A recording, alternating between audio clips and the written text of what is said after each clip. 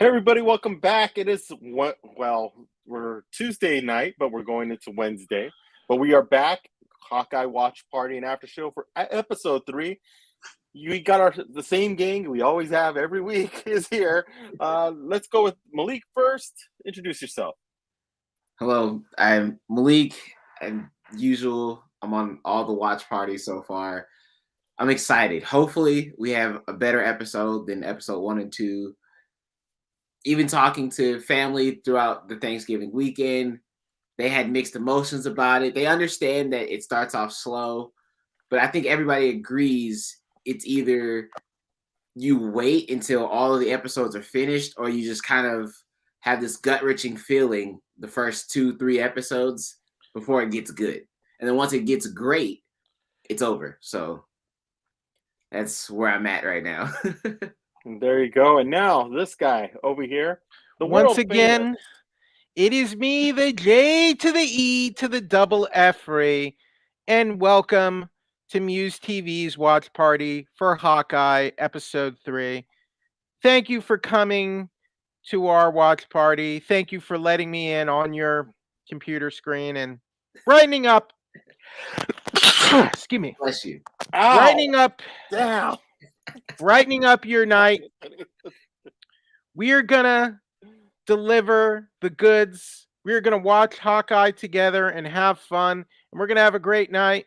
I am back from San Diego. I had a little Comic-Con special edition vacation. It wasn't a very big Comic-Con this year, but it was still enjoyable because you could talk to the artists, get some nice artwork, you could do a little more shopping, and it wasn't as crowded. So that was good, but I'm glad to be back here with you, Mike, and you, Malik, and ready to watch some Hawkeye. And then we can talk about the 2021 classic film of the year, Home Sweet Home Alone. Oh my gosh. Again. Yeah, before we get started with anything, we have to bid goodbye. We are bidding goodbye to November. We are ushering in the month of December tonight. 'Tis the season, the holiday season. It's time to get this crowd into the holiday spirit and talk about Christmas. Hawkeye is a Christmas show. Home Sweet Home Alone is a Christmas movie. Where is the Christmas spirit here, gentlemen? It comes in tomorrow. So at midnight. How is it that the Jew has more Christmas spirit here? What is going on? It happens. Is it Hanukkah right now? I have lights. Yes, exactly. So it's Hanukkah. You're already in the spirit now. It takes some time for us to get back into the spirit. And a couple glasses of wine, beer. It's night 3 of Hanukkah. Yeah, exactly. So happy Hanukkah, my man. But let me explain how this is all going to work, because last week we kind of had some people who would come in, wasn't sure how this works. So we're going to talk right beforehand, talk about what happened last episode, get into it a little bit, talk about what's going on right now in the world, and then as soon as the show goes live, it could be at 11:50, it could be at 11:55, we're going to be watching the show. We're going to turn off our screens, turn off the audio, because any leakage of video or audio gets us in trouble with copyright and all that other stuff, so we can't show it, but you're watching along with us, and then we all jump back on once it's over and we talk about the show. So that's the way the format is. And I'm really hoping this episode is going to really work this time and start building up to something. I didn't mute you. You muted yourself. Okay, so my hands are all here. All right, we're waiting for Hawkeye to start. Episode 3 is gonna launch in about less than half an hour.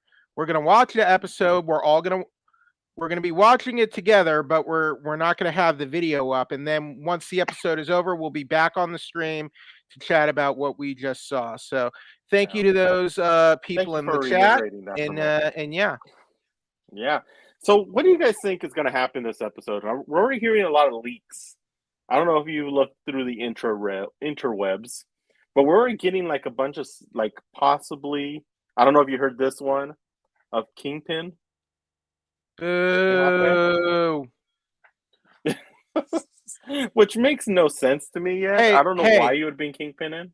Hey, Mike, What? who was the engineer in WandaVision? Was it Reed Richards? Was it Um, Mephisto? Was it Mephisto? exactly, Come on now. exactly. Hey, things are going around already, so that's all I'm saying. You Look, know, Marvel, you're gonna send us for a this loop. episode we got to meet in the very tail end of the last episode. We met Maya Lopez, aka Echo. I have a feeling we're going to be seeing a bit more of her. What I think is going to happen is somehow Clint and Kate are going to escape from the tracksuit mafia, and then we're going to get that chase scene we saw during the Disney Plus Day preview, where they're doing the car chase and they're using the trick arrows. So I think that scene is going to happen this episode, and we know there's a scene coming up where Kate and Clint are going to meet Eleanor Bishop, and Clint's going to be like, Kate's working on a case with me. I don't know if we'll see that scene this week, but that's another one that's coming. I have a feeling, I think Eleanor is sort of the mastermind behind everything, and probably, look, she was one of the last people to meet Jack's father before he died. What was it, Armand? Was Armand his dad? Third. Armand. So yeah, I have a feeling it wouldn't surprise me if she was involved in the murder. I'm not sure it was Jack. I think maybe they want us to think it's Jack to kind of like throw us off the scent. But I have a feeling Eleanor is involved because Armand did confront her and made it seem, I don't know. It seemed like Eleanor could be involved in some shady things. For all we know, she could have organized that black market auction and stole all those, and stole Ronan's costume and the weapons and everything, and the watch that the tracksuit mafia is trying to get. We don't know where that watch is, though.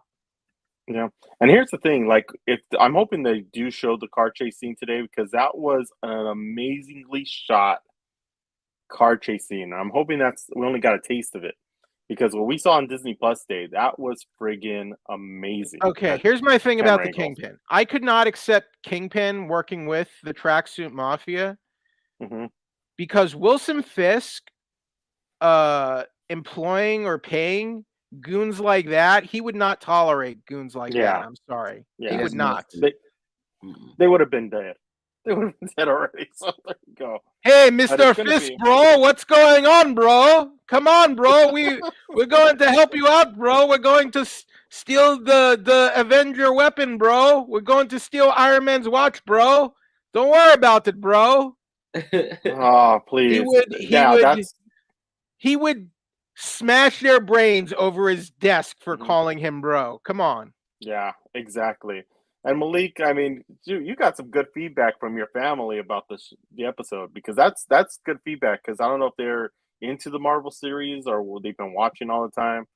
Yeah, I have. There's quite a few of us that are into it, and a lot of us watch. Sometimes, especially when we can get together, we'll go and we'll watch a few episodes together, or we'll go back and rewatch a movie.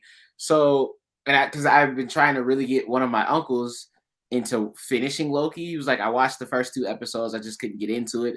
I'm like, there's so much more, and there's so much implications that are set up from Loki about Doctor Strange, about Spider-Man. Like, it's kind of one of those things that you have to watch because it's so pivotal. But yeah, I don't see the whole Kingpin thing, and I think it's part of the problem that we've been getting. Marvel fans, we've been licking our chops at all the new shows and movies that we're getting because this is so far like the best phase, and we barely started the phase. I get it. But also just throwing out these random rumors is that's why I'm just staying away, because we haven't got anything accurate from all these rumors from these subreddits. So when are the rumors ever accurate, Malik? I feel they haven't been accurate. Not recently, but I feel like there's been one. I want to say at the end of phase 3, going into phase 4. I don't remember. But there's a few people, really rare occasions where they're kind of onto something. But what is the point of rolling out Kingpin? Because if you roll in this series, until- to introduce him in this series, it doesn't make sense. because then you would have to eventually put him into the Spider-Man, put him back into Spider-Man, and it's like we're getting so many people back, like Dr. Ock back. Wilson Fisk is a big character to me. To introduce him here, it makes no sense. Yeah, no, it's like why would you roll out all these villains for Spider-Man? It just doesn't. I don't see the connection to it. Yeah, and talking about Spider-Man tickets went on sale on Sunday at 9:00 here in Pacific time, midnight on Monday in the East Coast, and it literally shut everything down. Yeah, I heard it. I tried getting tickets for the first night and couldn't get anything. I just couldn't log in. Did any of you guys try getting tickets? I was late on it, but no, I got nothing. I was just talking to my cousin today. She said that they're completely sold out. She lives in Vegas. She said everything in Vegas is completely sold out for like the first 2-3 weeks.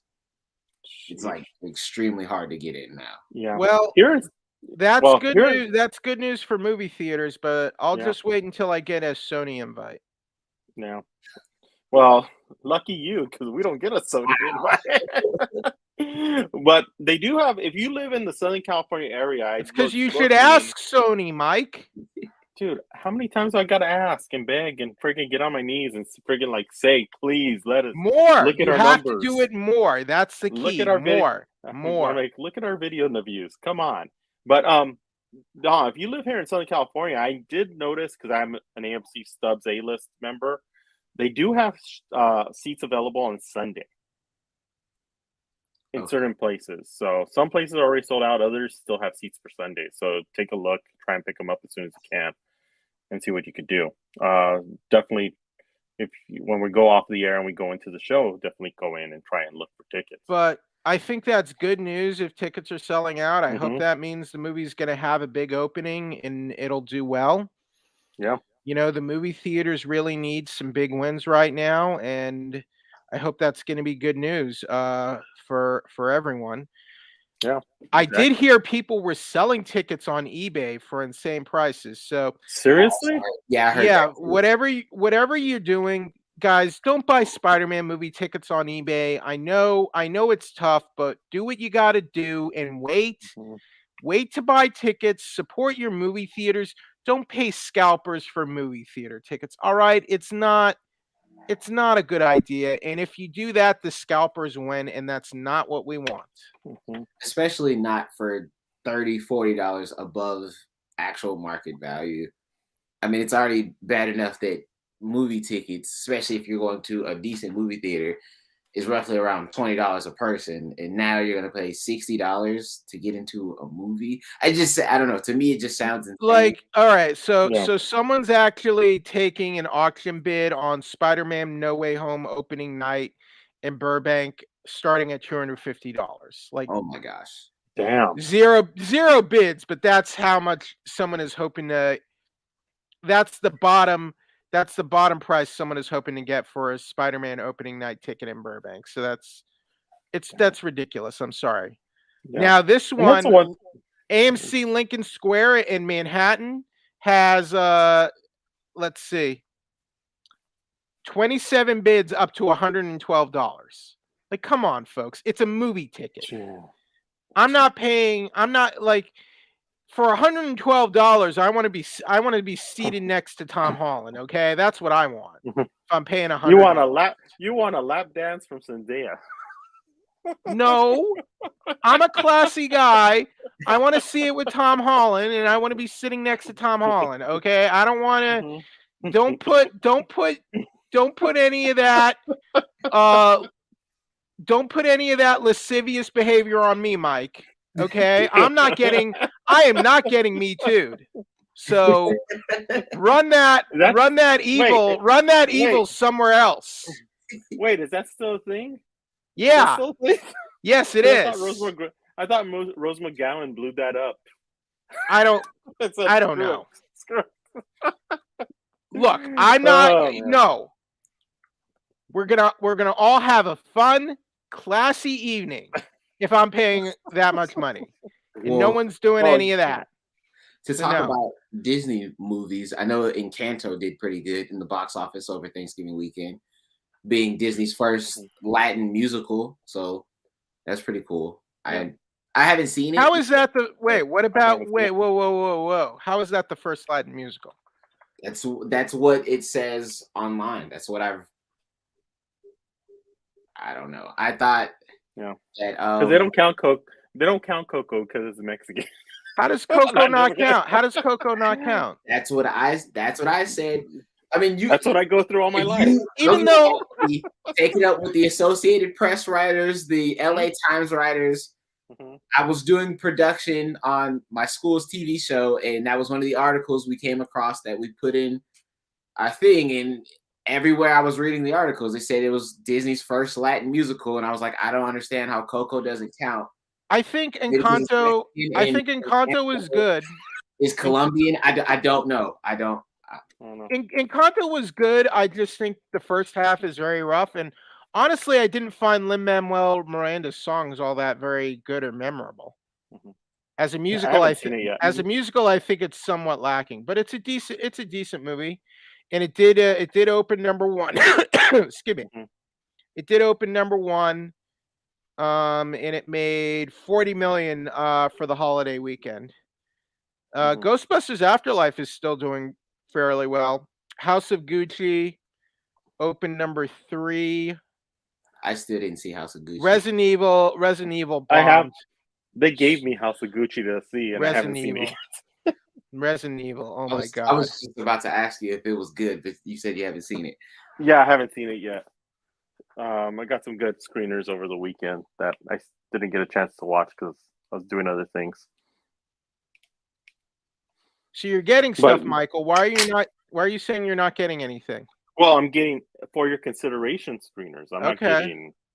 I Say to Mammoth Christmas. Are you considering House of Gucci for anything? I haven't seen it yet, so I don't know yet. Okay. I don't know if I'm gonna. All right, so we are less than 13 minutes into midnight. We're still not seeing the new Hawkeye episode yet, but once episode 3 goes live, we're gonna just stay silent for a while as we watch the episode, and then we'll be back in less than an hour to chat about the episode. So, how many actual decent length episodes do you think we get? I'm talking like 45 minutes to 50 minutes, 55. They've kind of been like that the last 2, haven't they?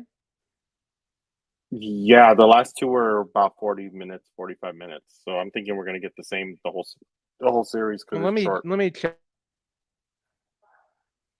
Really? Let's see.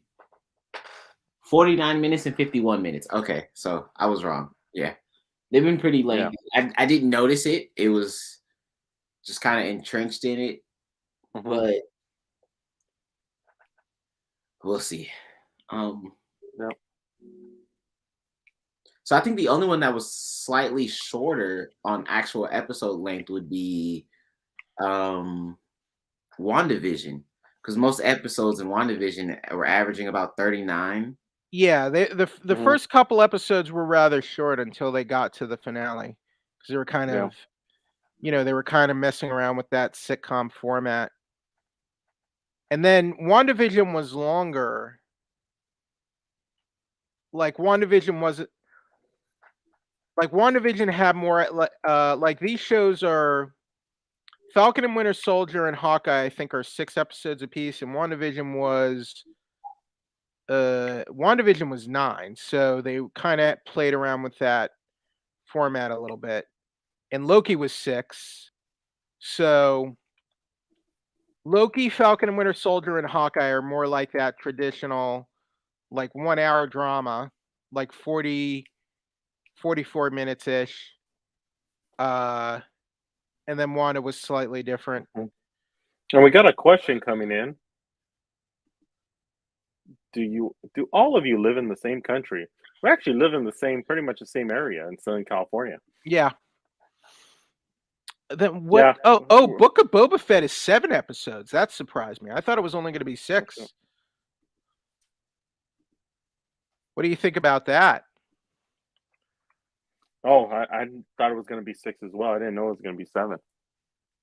I actually like that. I'm looking forward to that series, and we'll be coming on for Book of Boba Fett too as well. Once Like, we get through it. that kind of shocked me when they announced that it's going to Mhm. be 7 episodes. Because Yeah. I mean that. I mean, Oh, is that episode is slightly on. less? Episode is Oh, on. here we go. So here we go. All right. Mine is it. We're going to turn off. We're going to be leaving you for a bit. We're going to watch the episode, and we'll come back as soon as it's over. So let's all start.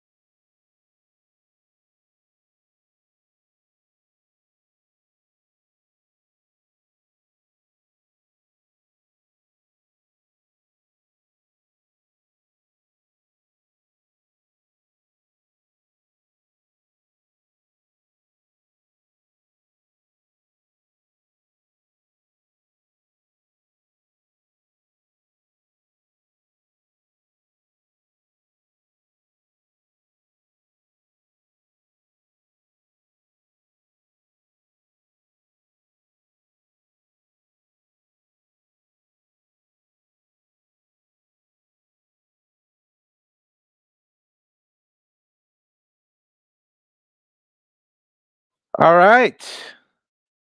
Well, I'm done with the episode.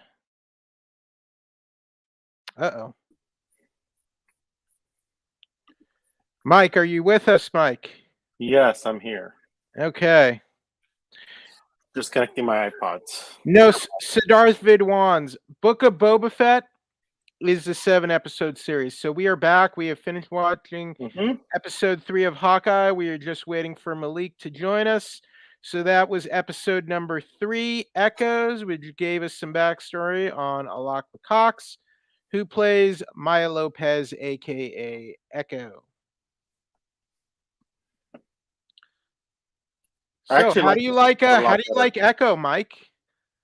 I actually like this episode a lot better. I like the way they set This up. was a more action, a lot more material in this episode.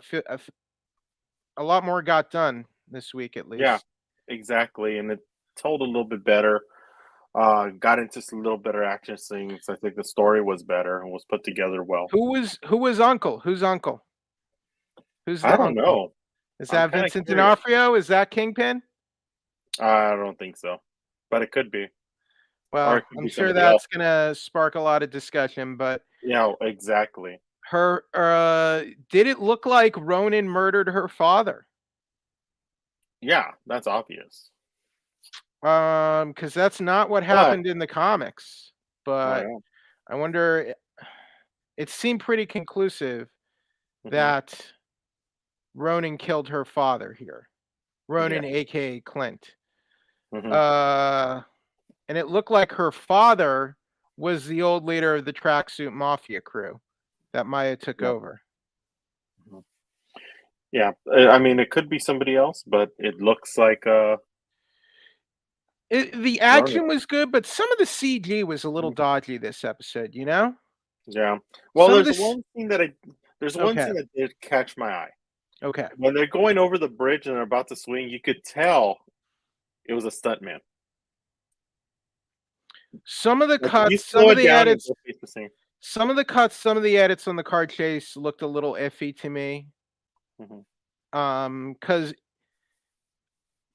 the reason it looked iffy, it looked like they were trying to do like a big action movie car chase, but like on a lower budget, you know? And you can kind of see that. So some of the when you look at a show like Buffy the Vampire Slayer or Xena Warrior Princess, or you look at shows and they're on a TV budget and you can tell they're on a TV budget, right? This is like a couple levels above that, but it's below like an actual Marvel movie budget. I don't know. So, some of the effects just look too clean and too like I don't know. Too weird. Like the one thing I do like about the car chase is the camera work inside the car using a 360 type of camera, and that was good. I really sold it. That was really good. And I liked all the character stuff with the trick arrows. Yeah. Clint loses his hearing aid, so he's kind of having to improvise. He's like, I can't smash a 72 Challenger, and then he gets all upset when it gets totaled anyway. Yep. Exactly. But yeah, I thought all the character stuff between Clint and Kate in the car chase was good. In their fight, man, it made me sad seeing that KB Toys. It made me sad. Their hideout was a KB toy, a derelict KB toy shop. That made me sad. Yeah. All the memories at KB Toys. Yep. But I mean, I thought definitely was a better episode. Definitely showed more. Got a couple hints, especially showing that arrow and what was on the end of that arrow, the tip with the Pimtech. So that was really cool. But I mean, it's definitely a better episode than episode 1 and 2. I like the trick arrows, and then I like that Kate drew out the classic Hawkeye costume, and he's like, my wife will divorce me if I ever wear that. Well, that's the problem, Clint. You don't have a sense of style, and that is why I don't like you, Clint, and I've never liked you in any of these movies. You are not the Clint I grew up reading in the comics. Jesus you want Christ, the whole Clint. purple? So you Yeah, want the I whole want the purple costume? outfit. I want the mask. I want the wings, and I want the You want the H. glasses? Yes. I don't want Ultimate Hawkeye. We've been stuck with Ultimate Hawkeye for 10 years, and I'm sick of it. This Well, show is should it be, gonna? Mike, this show should be subtitled Why Clint Barton is a Bad Father. You're a bad father, Clint. Your kid's calling you over the holidays, telling you it's okay. You're not going to be home for Christmas, and you're blubbering like a baby. You're a big baby, Clint, and you're a bad father. Deadbeat Dad. The show should be called Deadbeat Dad, the series. Marvel's Deadbeat Dad. The Christmas edition? Yeah. I did like all the Oh, Christmas man. music. I did like all the Christmas music in the soundtrack. Mhm.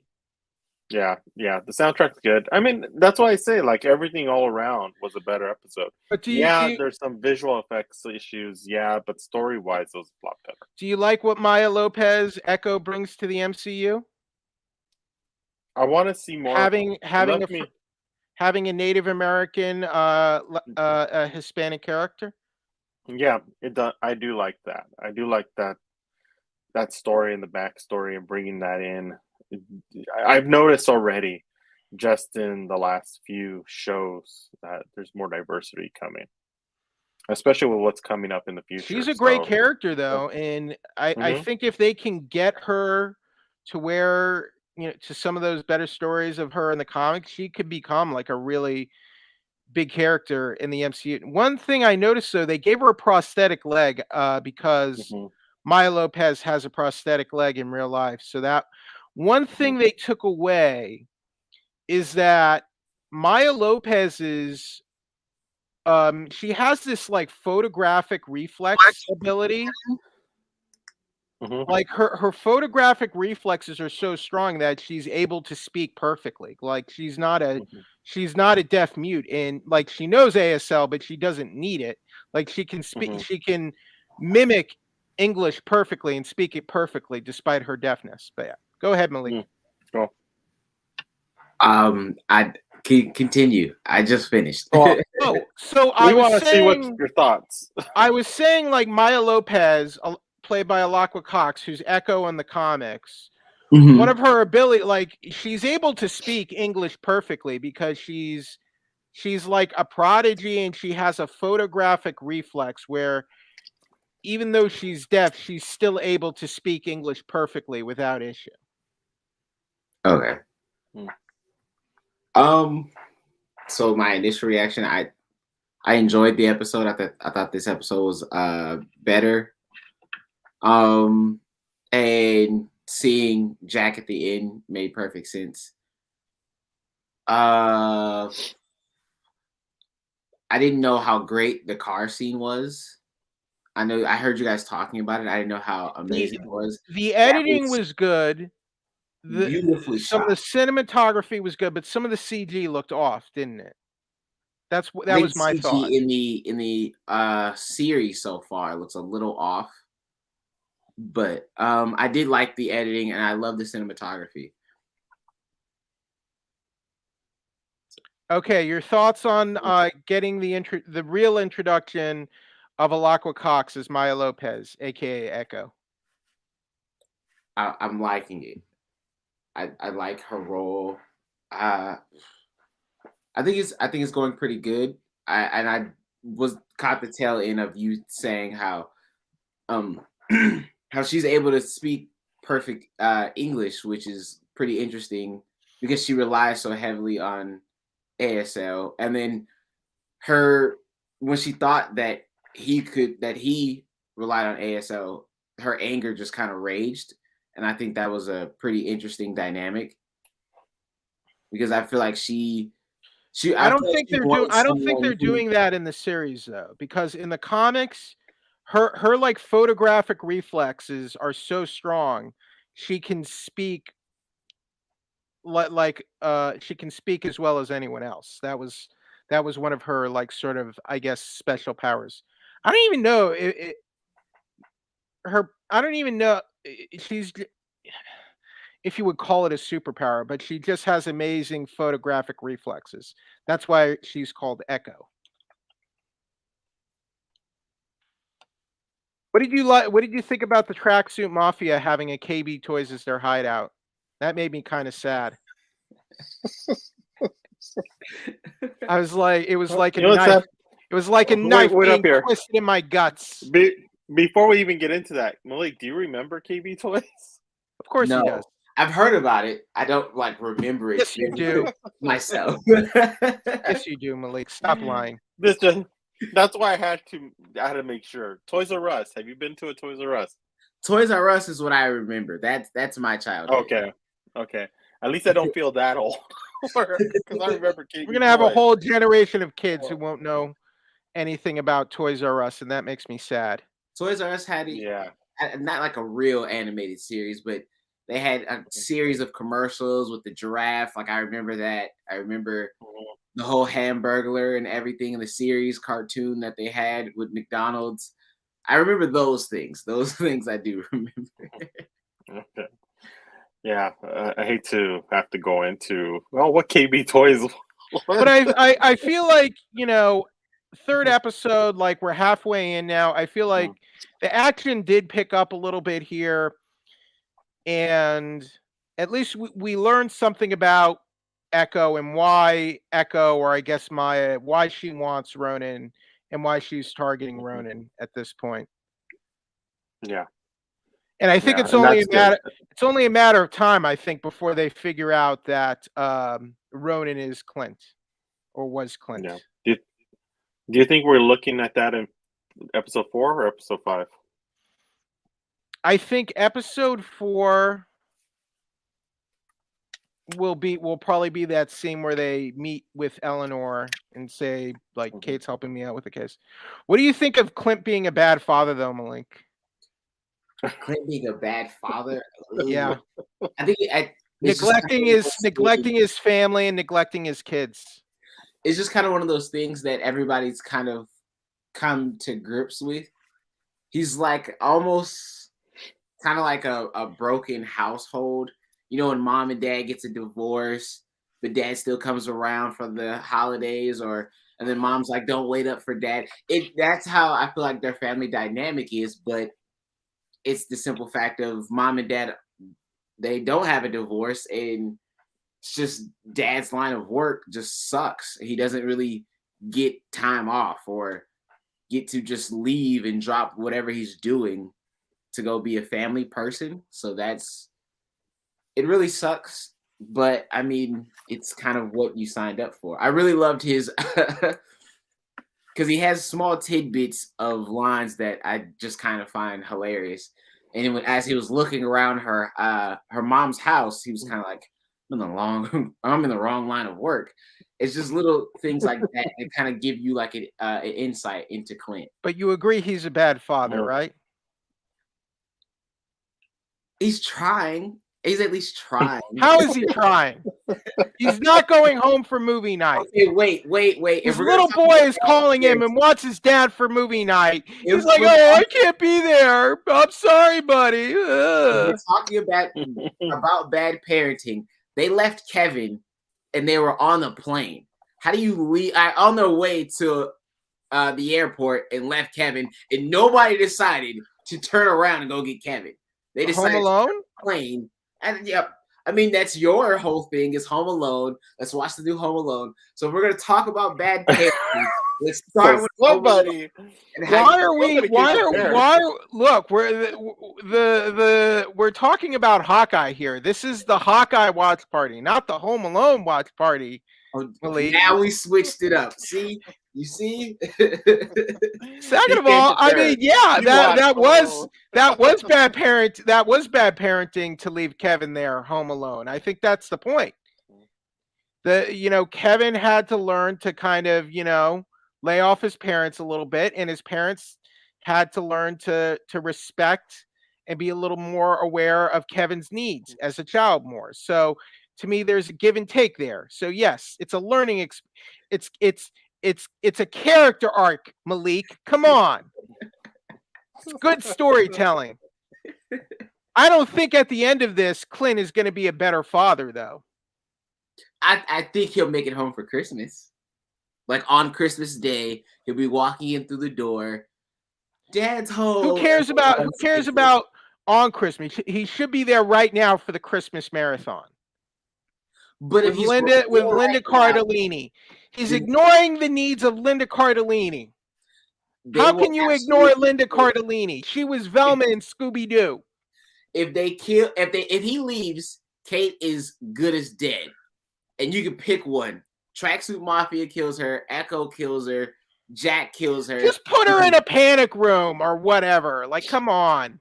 She's a college. She's a rich kid. She's a rich kid. They can't touch her. It won't happen. Have you met 22-year-old college kids? Just have her mom, Eleanor. Okay, okay, Mr. Uncle Kingpin, Vincent D'Onofrio, whoever he is. Let's make a deal. Let's buy this. Let's buy this off, and let's have some financial remuneration here. Yeah, there you go. But did we get into? Because I was a little delayed. Do we get into how the Tracksuit Mafia works for her mom's business, or at least Kizzy works? Oh, there was some sort of connection with Kazi, who his file. He works for Sloan Limited or something. I don't know if that's a shell company or no. Clint said the company sounds familiar. I don't. The name sounds familiar. I don't know what that's related to though. So that was in his file. I don't know if that means he's working for Eleanor but all Clint said was something sounds familiar about that. So there's something weird there about the name of that company. I don't know. But yeah, that was a good catch. I thought it was a direct subsidiary company. It could be. I mean, it could be, but I'm not sure. That's not what I got from the That's not exactly what I got from the episode, though. It's something we're gonna have to wait for next week. It's something to definitely look at and see if they explain it a little bit more. Jeffrey, still there? Will they? I'm looking it up, and I have the. Oh, okay. Hold on. No I'm problem. I'm looking up this moment again. Okay. Victor Kafka. That name sounds familiar. Wonder if that's related to Dr. Kafka. Sloan Limited. Sloan, current employee. Founded 2011. Wait, Sloan Limited, that sounds familiar. You think there's something there? I don't know. Maybe. So something about. So they were looking up like Kazi's file, and there was the name of this company. All it says is that he's an employee of Sloan Limited. I don't know if that means it's a subsidiary of the Bishop Security Company or not. I'm not sure. So I guess we'll have to wait and see. Have we gotten any Easter eggs yet, or no? Or have we missed them? There was one when Maya's father puts his bloody hand on her face and leaves that bloody handprint. That's a reference to Echo's look in the comics. I'll send you a photo, Mike. Definitely show it. That's a bit of and also, Kate drew a picture when they were in the diner of Clint's classic Marvel Comics costume. Yep. That was and then the arrow had the Pym Tech at the end. Oh yeah, and the Pym Tech arrow. Okay, here I'm going to send you this Marvel. This is a Marvel.com image, Mike. So this is Echo from the Echo from the comics. Let me pull it up right now. So this is kind of like her more traditional look.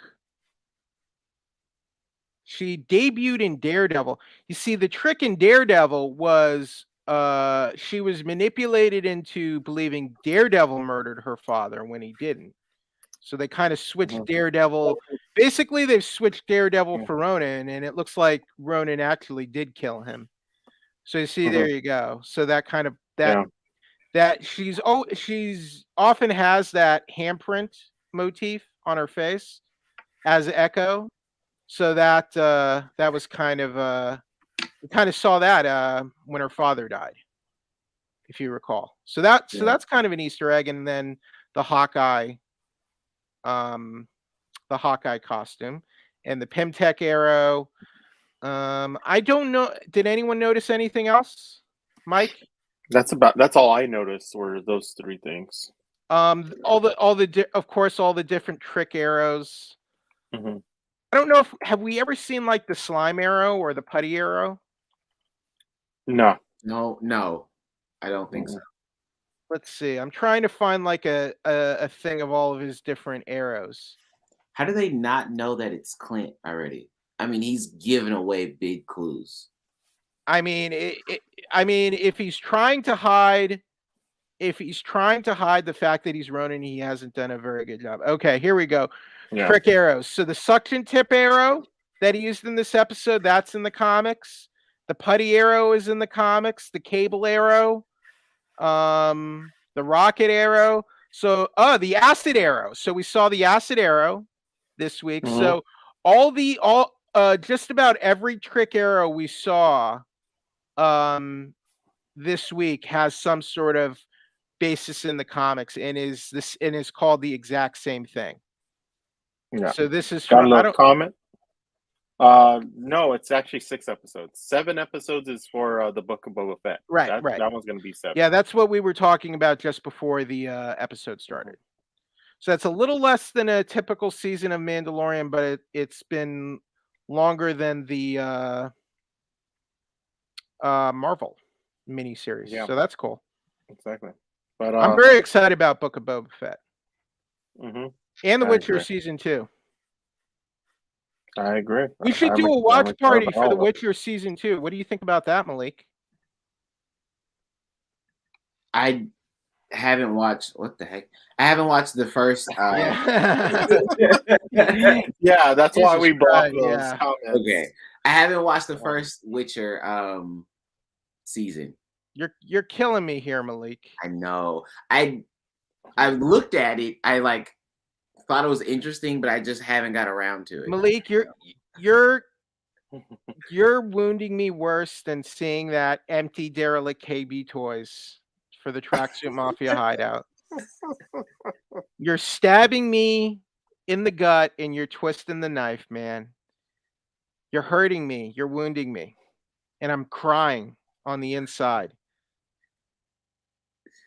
Yep. Stranger Things. Do you like Stranger Things, Malik? Yes, I do like Stranger Things. I feel like they're taking way too long to roll out this new season. Mm-hmm. To me, it's a good show, but it's not the best thing since sliced bread.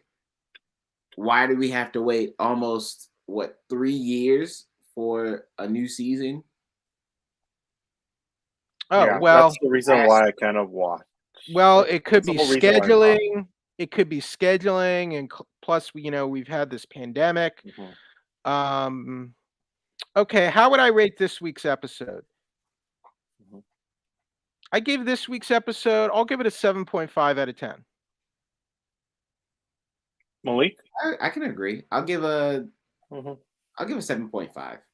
It's picking up. It has its the action scenes are really good. I'm trying to see which set of action scenes were better, this or Falcon and the Winter Soldier.